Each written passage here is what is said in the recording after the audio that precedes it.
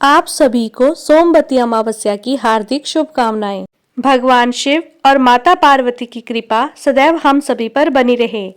सोमवती अमावस्या के दिन सुहागिन महिलाएं भगवान शिव की पूजा करके अखंड सौभाग्य की कामना करती हैं और सोमवती देवी से आशीर्वाद मांगती हैं कि जैसे उनका सुहाग अखंडित रहा है, वैसे ही हम सबका सौभाग्य और सुहाग बना रहे।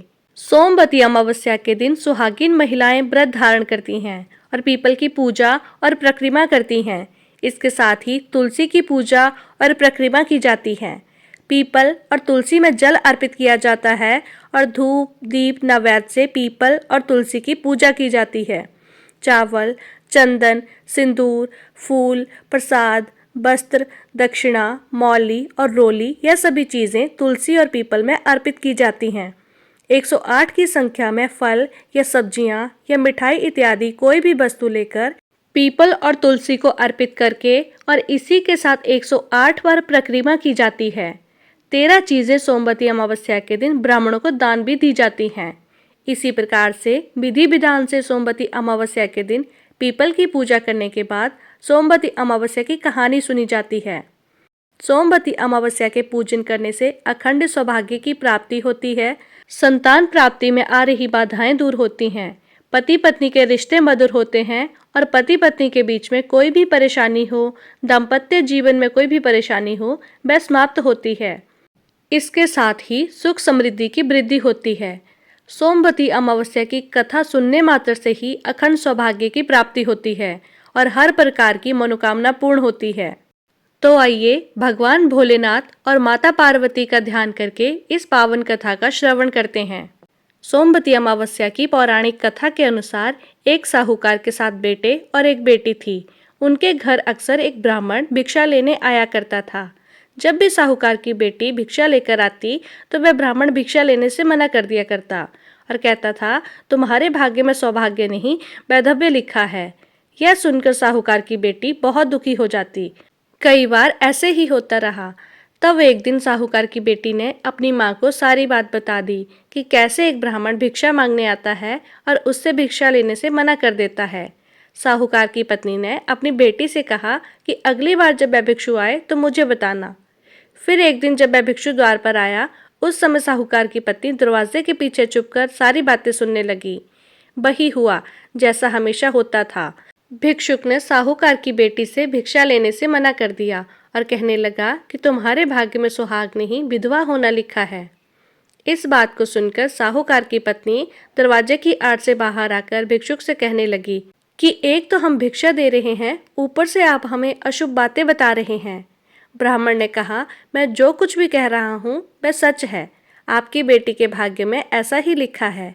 जब विवाह के समय आपकी बेटी फेरे ले रही होगी, उसी समय सांप आकर इसके पति को काट लेगा और यह विधवा हो जाएगी।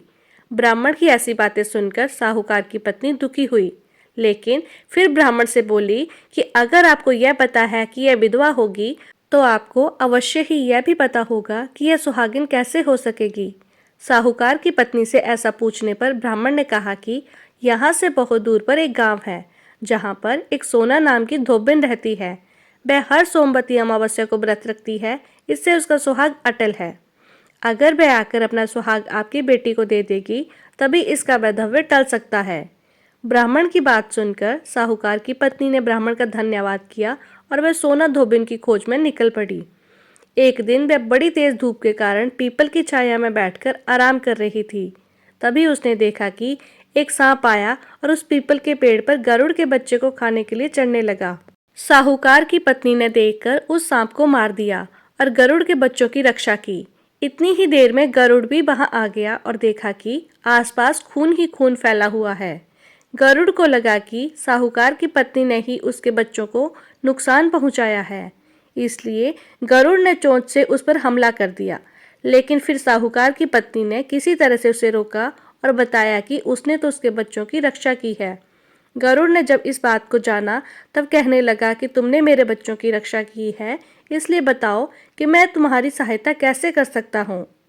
साहूकारनी ने जब गरुड़ को बताया कि वह सोना धोबिन की तलाश में निकली हुई है, अगर वह उसे वहां तक पहुंचा दे तो बड़ा उपकार होगा। फिर साहूकारनी को गरुड़ ने सोना धोबिन के गांव में पहुंचा दिया। सोना धोबिन के साथ बेटे और बहुएं थी, लेकिन बहुओं में घर के कामकाज को लेकर कहासुनी बहुत हुआ करती थी। साहूकारनी को एक उपाय सूझा और बहर रात जब सभी लोग सो जाते तो सोना धोबिन घर में चुपके से आती और घर का सारा कामकाज करके निकल जाती। कई दिनों तक ऐसा ही चलता रहा। तब एक दिन सोना धोबिन ने सोचा कि अगर मेरी बहुएं आपस में कहासुनी नहीं करती और घर का सारा कामकाज भी हो जाता है तो आखिर ऐसा कौन करता है। यह सब जानने के लिए सोना धोबिन छुपकर बैठ गई और सब कुछ उसने अपनी आंखों से देख लिया। काम करके जब साहूकारनी जाने लगी तो धोबिन ने उसे पकड़ लिया और पूछने लगी कि तुम कौन हो और यहाँ इस तरह मेरे घर में काम करके क्यों चली जाती हो। तब साहूकारनी ने कहा, मैं सब बता दूंगी, लेकिन पहले वचन दो कि सारा सच जानने के बाद तुम मेरी मदद जरूर करोगी। सोना धोबिन ने साहूकारनी को वचन दे दिया। साहूकारनी ने सारी बातें सोना धोबिन को बता दी और अपने साथ चलने को कहा। सोना धोबिन साहूकारनी के साथ चल दी। जाने से पहले अपनी बहुओं से बोली कि मेरे लौटने तक हो सकता है तुम्हारे ससुर जी की मृत्यु हो जाए, लेकिन इनके शरीर को तेल में डुबो कर रखना, अंतिम संस्कार मत करना। सोना धोबिन इस प्रकार चलते चलते साहूकार के घर में आ गई और जब साहूकार की बेटी का विवाह हो रहा था तब फेरों के समय एक सांप लहलहाता हुआ आया और सोना धोबिन ने उस सांप के आगे दूध और लावा रख दिया। जैसे ही वह सांप दूध पीने लगा तो सोना धोबिन ने उस सांप को एक पिटारी में बंद कर दिया और फिर साहूकारनी की बेटी से कहने लगी कि अब तक मैंने जितनी भी सोमवती अमावस्या का व्रत रखा है उन सब का पुण्य मैं साहूकार की बेटी को देती हूँ। इसके बाद साहूकारनी की बेटी का वैधव्य टल गया और वह सौभाग्यवती बन गई। इधर सोना धोबिन ने पकड़े हुए सांप को दूर जंगल में ले जाकर छोड़ दिया और फिर सोना धोबिन अपने गांव को लौटने लगी। तब एक दिन रास्ते में ही सोमवती अमावस्या पड़ गई। सोना धोबिन ने इस दिन व्रत रखा और पीपल की पूजा की, कथा का पाठ भी किया। इसी बीच घर में सोना धोबिन के पति की मृत्यु भी हो गई। जब वे वापस अपने घर लौटने लगी तब उसने अपने रास्ते में किए हुए सोमवती अमावस्या का पुण्य अपने पति को दे दिया। इससे उसका मरा हुआ पति फिर से जीवित हो उठा।